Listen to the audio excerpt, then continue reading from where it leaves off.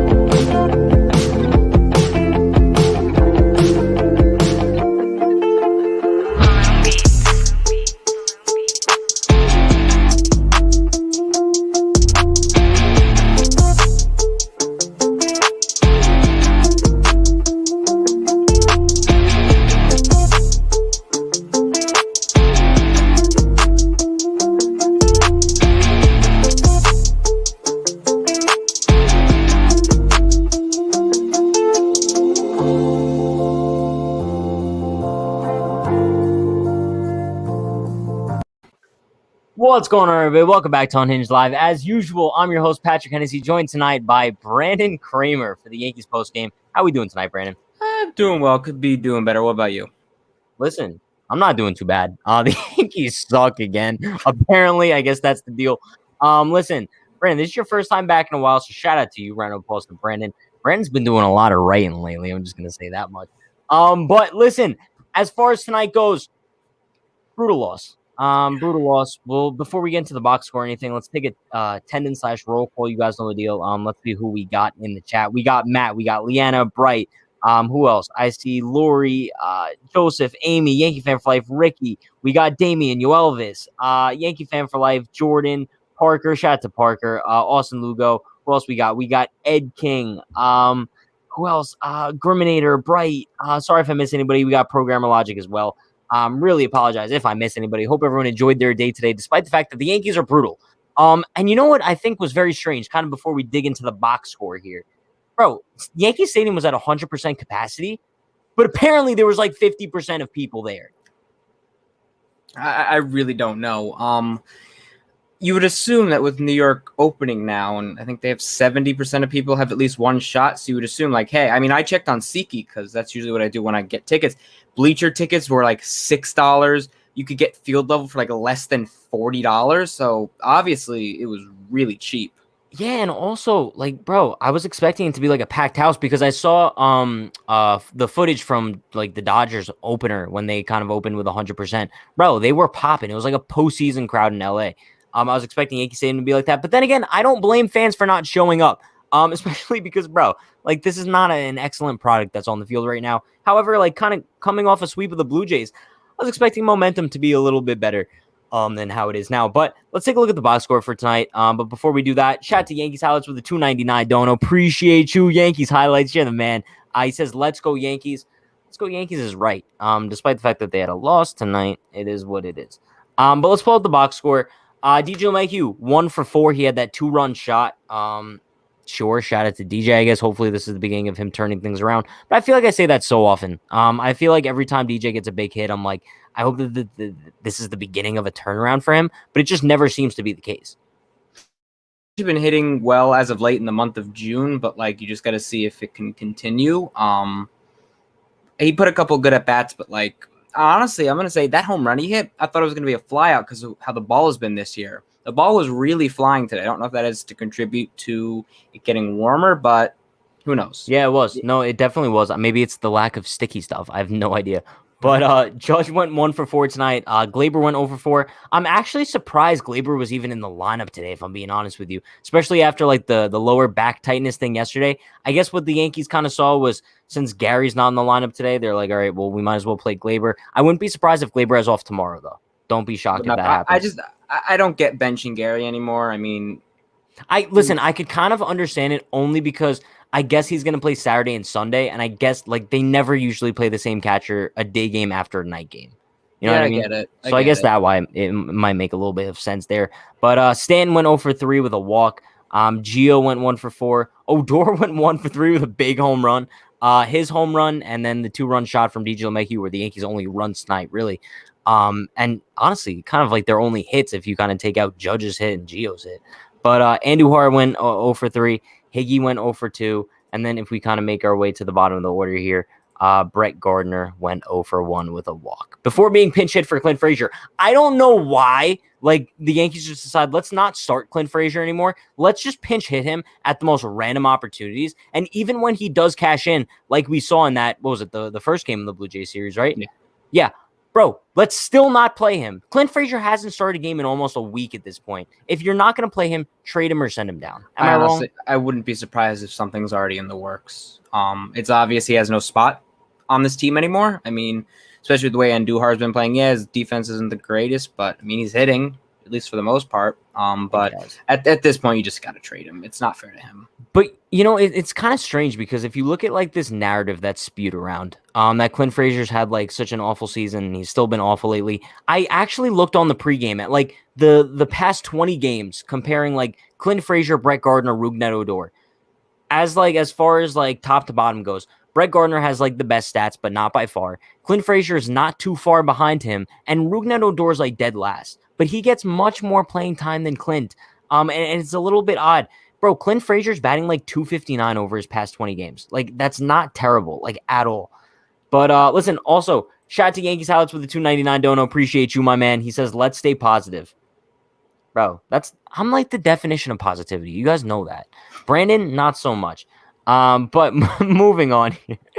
There's nothing to be positive with this team, honestly. I mean, at least Taijuan pitched decently. I mean, the Taijuan logic, say that. The Taijuan logic is just, you know what? Let me just throw a fastball down the middle, and if I get lucky, I get lucky. I mean, no, basically that's like the Taijuan strategy, bro. Like, just lob one down the middle, and whatever happens at that point. But I kind of, speaking about Taijuan, he went 4 2/3 tonight. 4 hits, 2 earned runs, just 1 walk. And 5 Ks, lowered his ERA from 5.74 to 5.59. Round of applause to that, I guess. I have no idea if he's proud of that or what. But I'm just so frustrated with Jameson Taillon in the sense of he refuses to give us any length. I was looking up his game logs today during the game because I'm like, when was the last time he gave us like full 6 innings pitched, right? And it's only been once this season, and that was against the Nationals. Never mind. Yeah, no, I believe against the White Sox, he went like 5 2/3 or something. Honestly, like, I know he's had 2 Tommy Johns, but, like, why are we protecting him? I mean, I don't think we are anymore, though, Brandon. I don't think the Yankees are protecting him anymore. I just think that he isn't capable of going the distance. I don't think it's a protection thing. I think it's a lack of ability at this point. And put him, honestly, I wouldn't, how do I phrase this? I wouldn't say, you can't really say this is a failed trade. So far, yes, it is. Luckily, we didn't give up much, but, like, at what point do you think, you know what? He's not good. I mean, I don't know what's going to change, but he's not good, and he's just not. Like, bro, I would take Michael Yankee thing. You had it, like, I know they tried to get Taillon and Musgrove, but it would be interesting to see, like, what were they offering for it? Because, yeah, I mean, you could say, oh, luxury tax, I don't know. But, like, Taillon's not good. And now, if Taillon can't get better, yeah, you have Sevy coming up, but now that's delayed. We have Cole, Herman. You need a starter. You're going to need one. But we were hoping that with Taillon, we would go into a trade deadline needing a hitter. Yeah. When's the last time we went to the trade deadline needing a batter? But now we might have to make 2 things. When who knows if Steinbrenner is going to let us go over the luxury tax? They won't.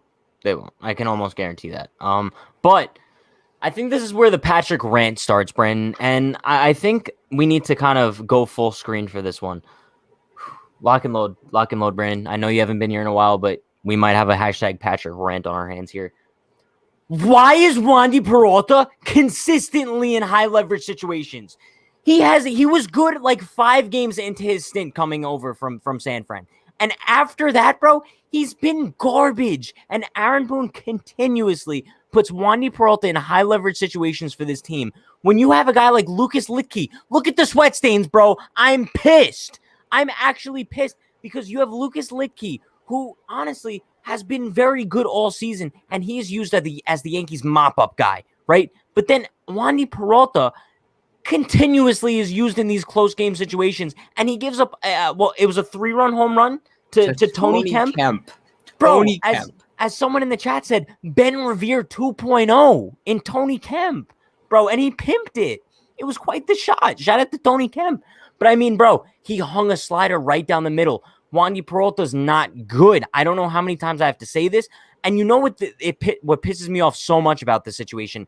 It's not an idea of the Yankees thinking that he's good and thinking that he's the guy to get them out of a tough situation in a close game, right? What it is the Yankees brass just trying to prove that they're so smart, and they're just waiting for Wandy Peralta to turn around so they could be like, we found another diamond in the rough, right? They can't give up on him because then they're going to feel like losers in the trade, right? The minute they send Wandy Peralta down to AAA, they're really going to feel like, oh, like now people are going to think we lost the Talkman trade, right? And I kind of blame it on Boone as well, because Boone's the one making those in-game decisions. And I don't know why so much faith still lies in Wandy Peralta, bro. I'm done. I don't even know either. I mean, in the beginning, I was like, hey, he was pitching well, but like, you gave up a home run to Tony Kemp. I mean, but this is not like a one-time thing. No, Boone always is stealing outs. Like the guy who managed against the Blue Jays, if you can get that Aaron Boone, then yeah, you have a decent manager. But one thing that I kept saying is I wasn't going to let myself get overhyped over us having 3 comeback wins because the Blue Jays bullpen is absolutely awful. Like I was going to say, let's see what we can do against a team that actually has a good bullpen, that actually has a good lineup. And it showed this time that we struggled to even get hits. Like, no offense to James Caprillion. I'm happy that he's pitching finally. But like, there were so many hittable pitches that we just fouled again, straight back. And it gets to the point where I said this to one of my friends. You know the 2019 Red Sox? Hey, they were just like mediocre. I'm getting those vibes for this Yankees team. They're gonna win about 84, 86 games. Not gonna make the playoffs. They're just gonna stink. Bro, but like, you know what Wandy Peralta's ERA is now this season? It's probably like 12. I don't know. 5.32. Like, that's just not good. Bro, he has a 7.11 ERA so far this June. 7-11. I wish we had Wawa in New York, but we don't. We have 7-11. So stupid, bro.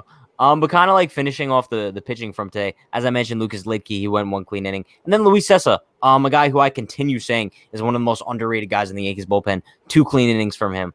Kept the Yankees in the game. It just felt like the offense never really ended up clicking, right? It just seemed like they had that home run from DJ LeMahieu, had the home run from Ruben Odor, and they were just kind of, I personally, I was waiting for them to kind of just start to piece something together and just actually like get a run going. They never did that. Well, they just.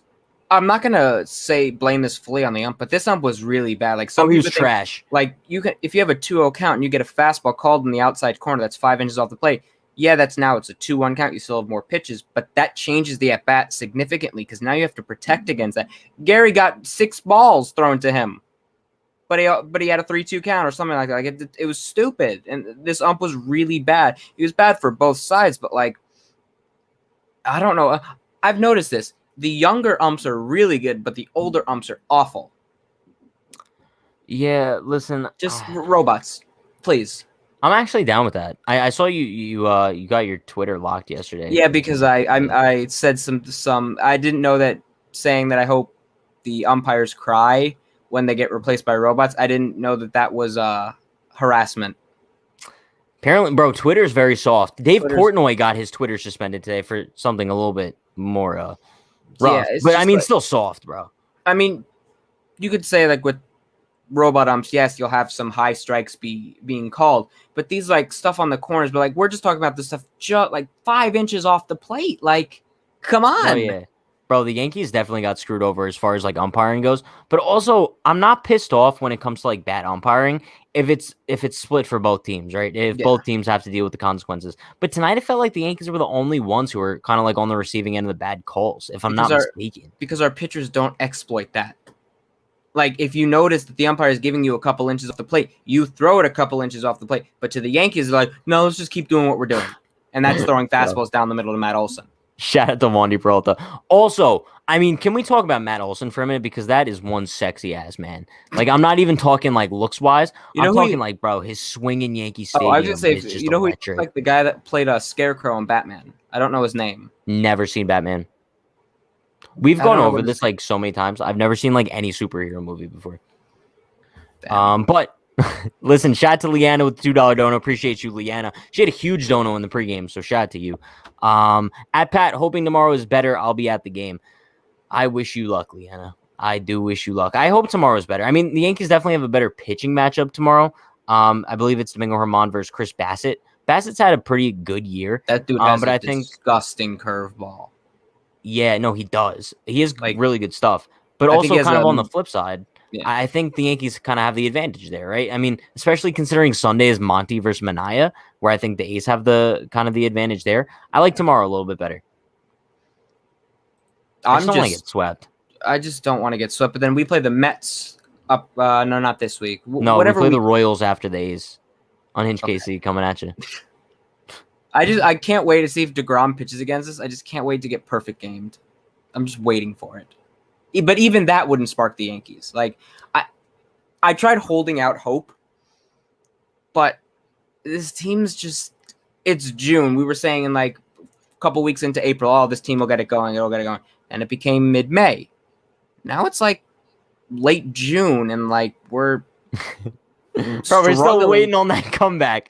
We're like, still waiting on the hot streak. We thought, really okay, maybe getting a player coming back, but then I don't see it. This is the one year we actually have good pitching. We have a pretty good rotation, but like where the offense I kind of disagree. I think the rotation is a little bit sketch. It's better than we've had previously, like when we had Paxton, Happ. Sure. Like you know, at least you got three guys. Monty's most of the time he's good. Domingo Germán's been pretty good. Cole, of course, is Garrett Cole.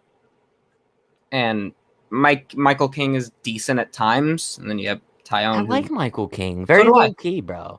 Yeah. I like how he just changes his speeds out of nowhere. Like, it's kind of weird. Like, bro, one pitch we'll see him like have like a 93-mile-an-hour fastball. Next pitch he'll dial up to like 97 out of nowhere. Yeah. But let's take a look at some of these comments in the chat. We actually have quite a few good ones. Parker says, I would marry Olson, divorce him, marry again, and then have his kids.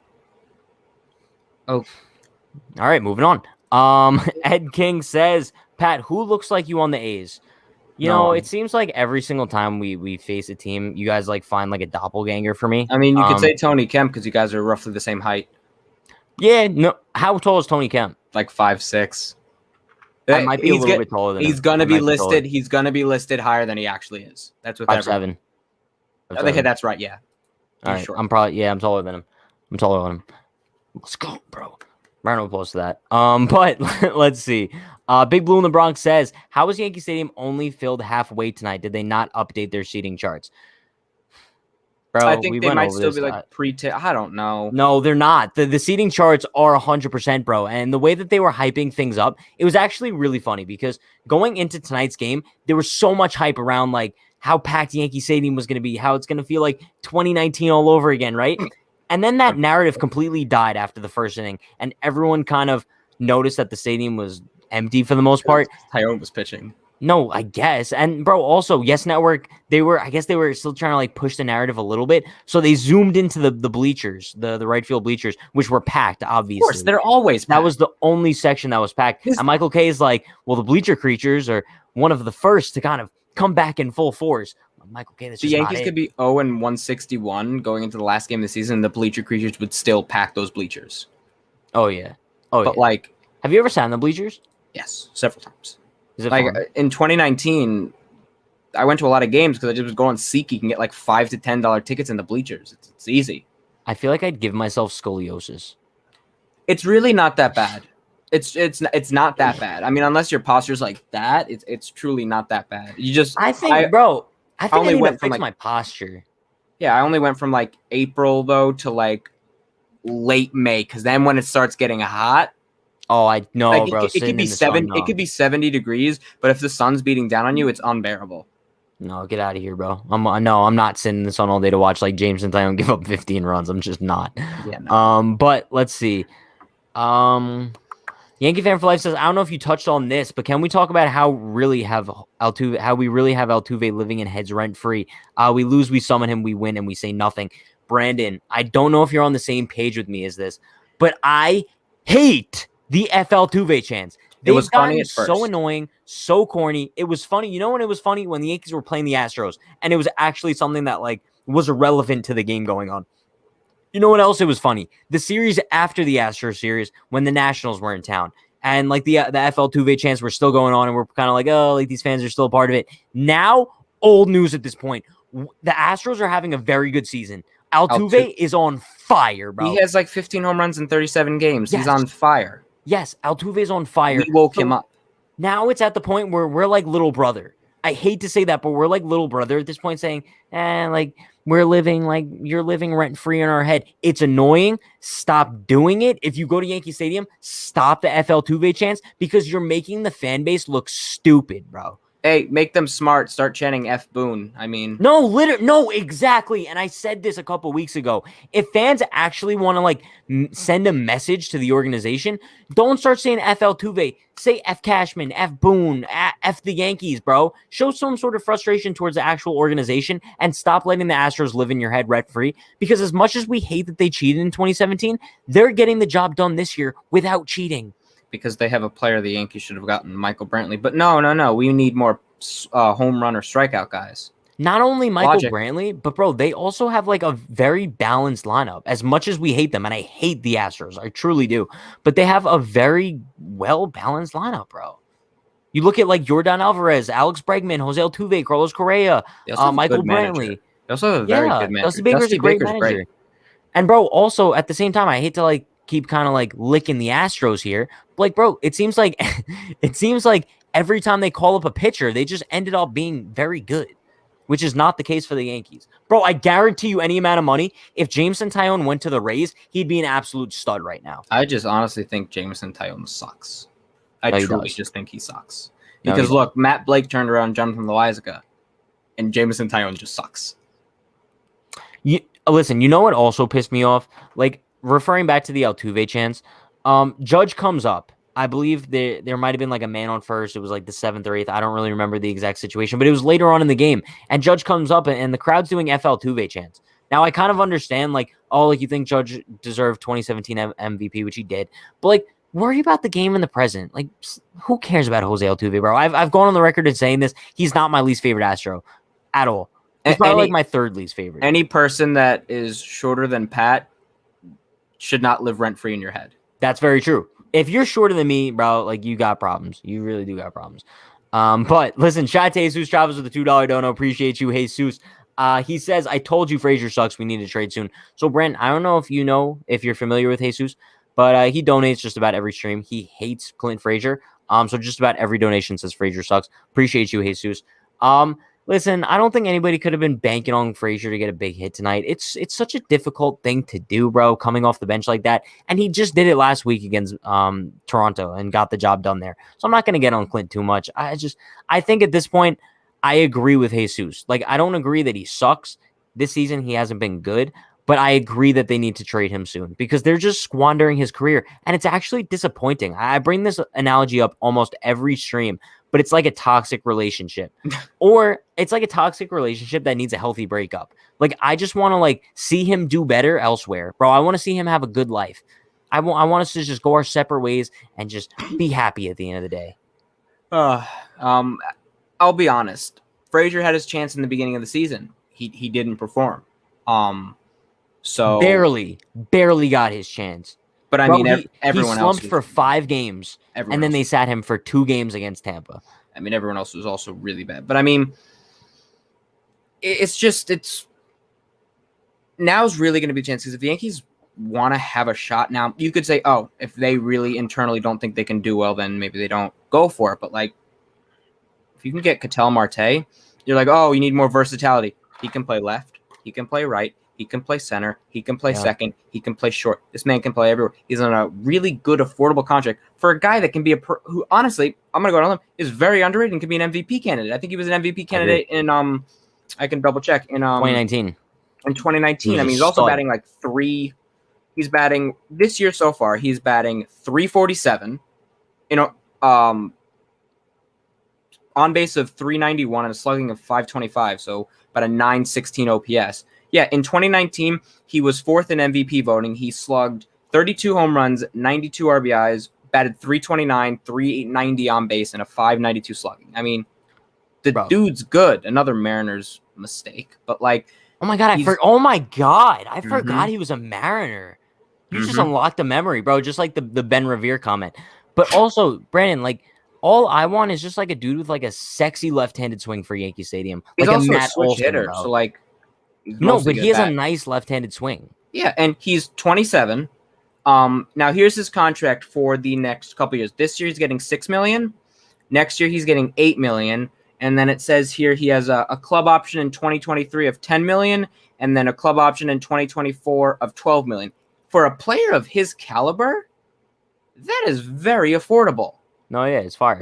I love he's going to be 28 next year, then 29, 30, and 31 when he's a free agent. I mean, that's a good contract. And as I said, he can play everywhere. Now, if that takes giving up Clint Frazier, Deivi Garcia, and Clark Schmidt, you do that. And all three?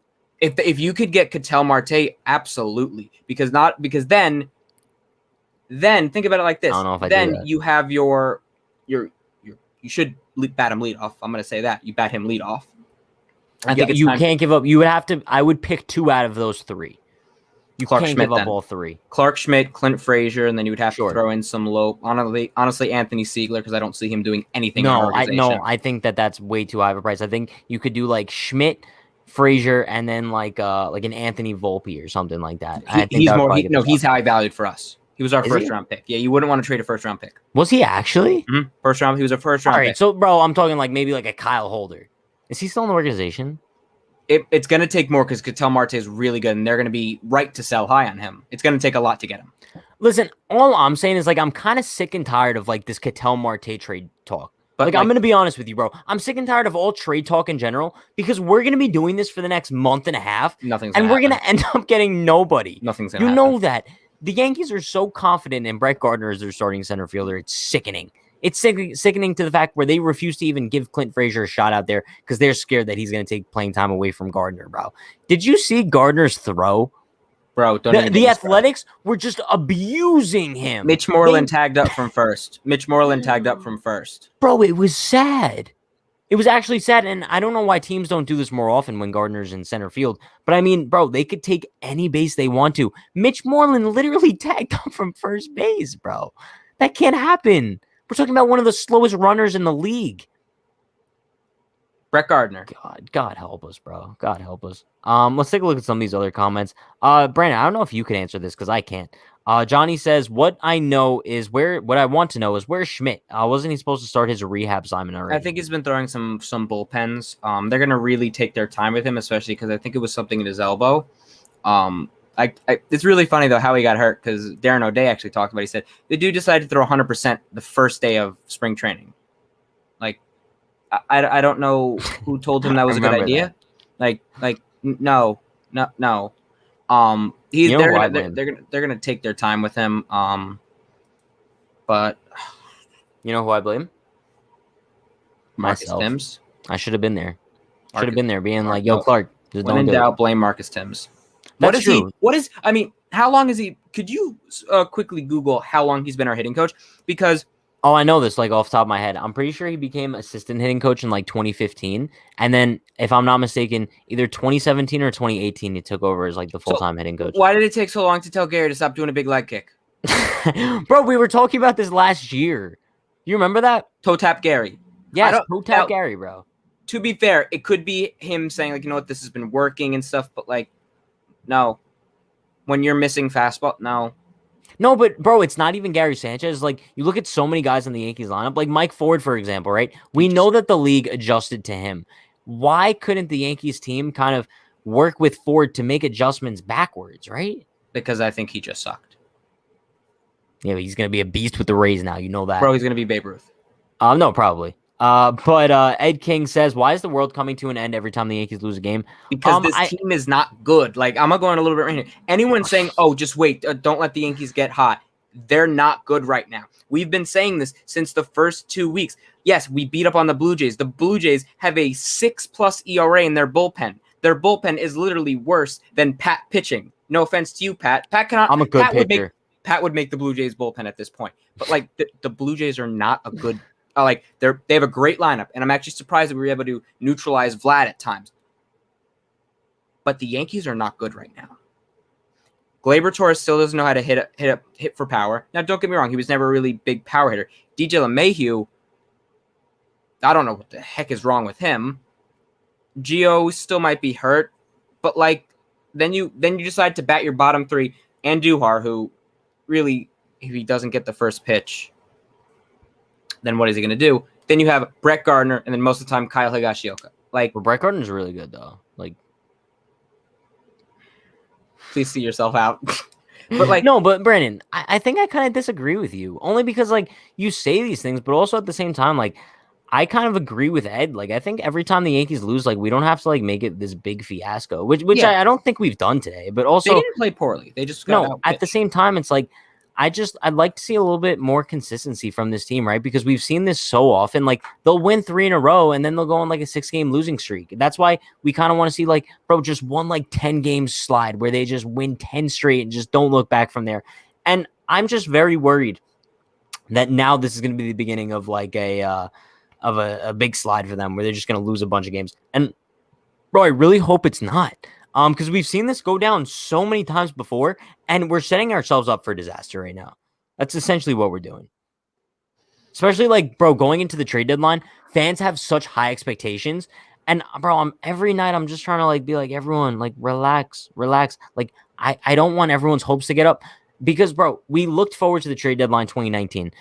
We kind of get Edwin Encarnacion like June. That was like a that came out of nowhere. I guess that literally came out of nowhere. Like, it did come out of nowhere. But also, like, we didn't do anything after that.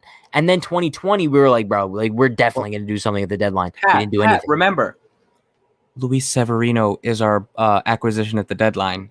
So is Kluber and O'Day. Don't forget Dellin Betances, who then tears his Achilles walking. No, not only that, he forgot how many outs there were. He's like, oh, let me do the hop step. Boom, tears his Achilles. Done. Like, he's not, honestly, he's never been the same. So I'm actually happy that the Yankees did not re-sign him.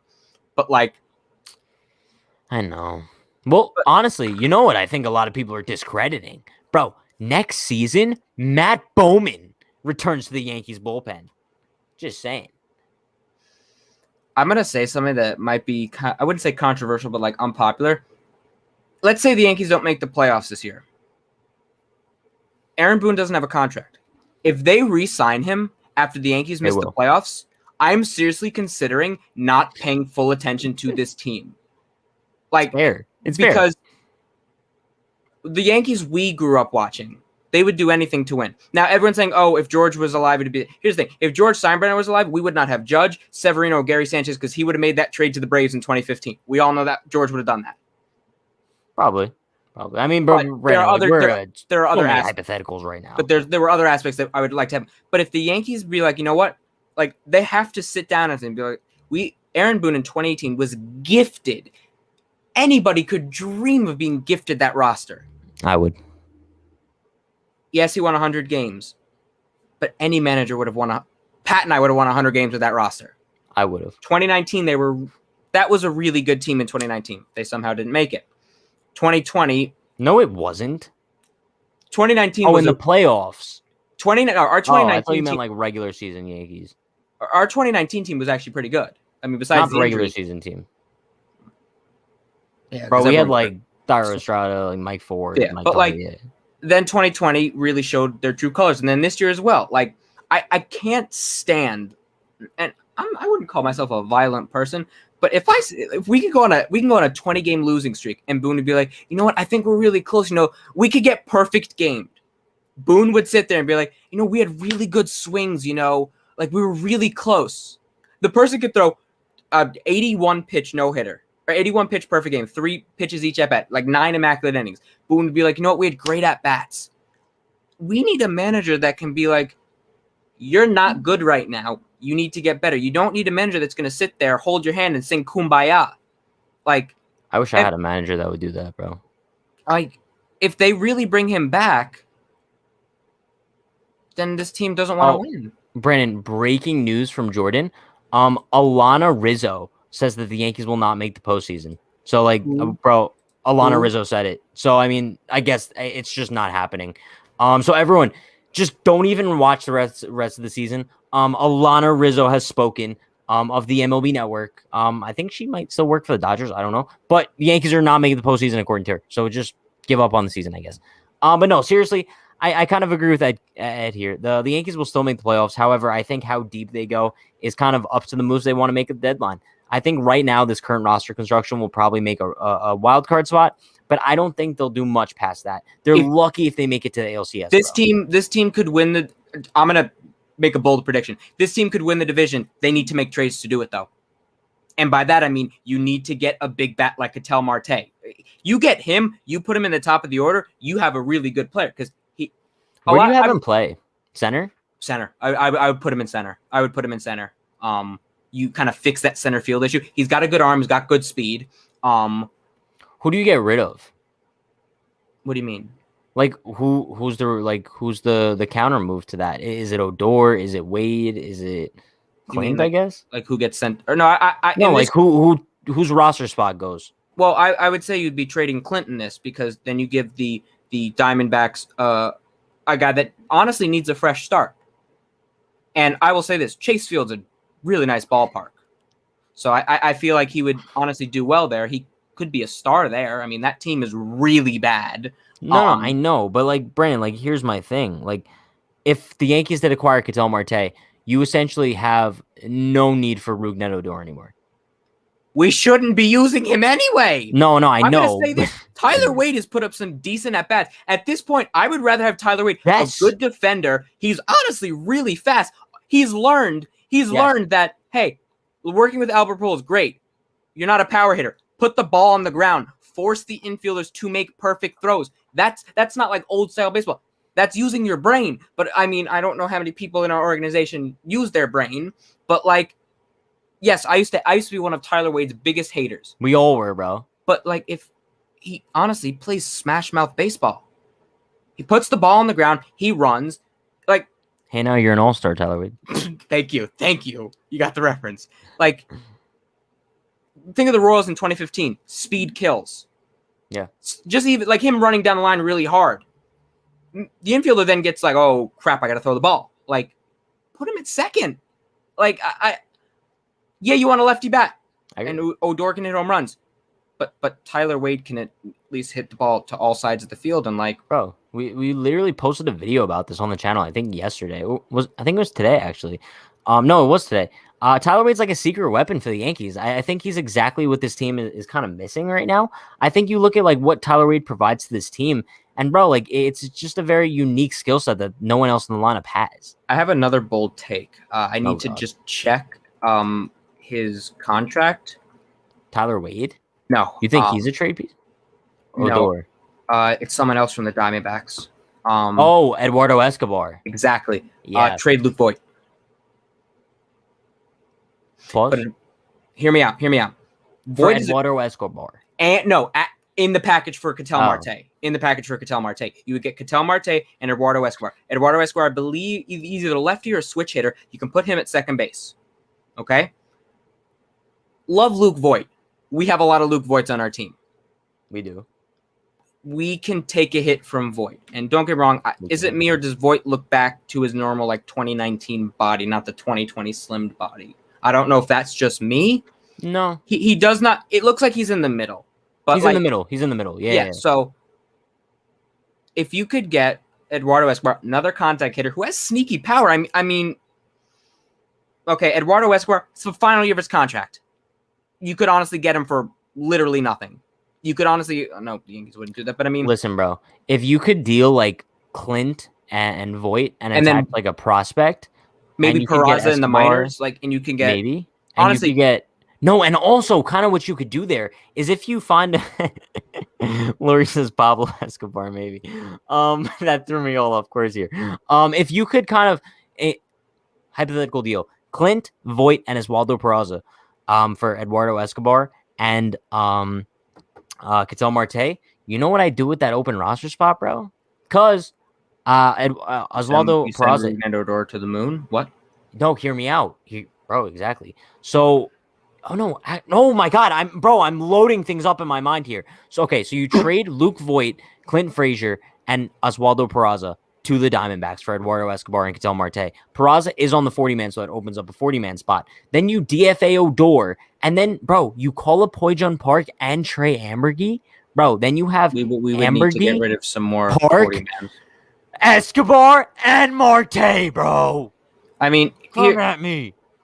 I mean, I would say you would put Marte in center and Escobar at second. You have DJ at first, Glaber at short. Honestly, I think Escobar is a shortstop.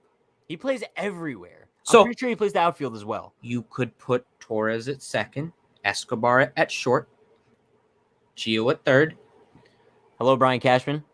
Yeah, no, Marte I have in center. I have a deal for you, bro. Honestly, and I'm gonna say this: Miguel Andujar in left field. Yes, his reading. Trade suggestion. Hold on, Brian. He wants to know if we can, in addition, if we could give Brett Gardner a lifetime extension. Well, I'm gonna say yeah. Yeah, no, yeah, we'll do it. All right, tomorrow you're gonna make the deal. All right, cool. He said tomorrow they're gonna make a deal for Ketel Marte and Eduardo Escobar. I said that like they could do like the lifetime contract for Brett Gardner. I don't think it's actually gonna happen though. So like, don't be too concerned. But like, if you can get those guys, and then you have a well-rounded team.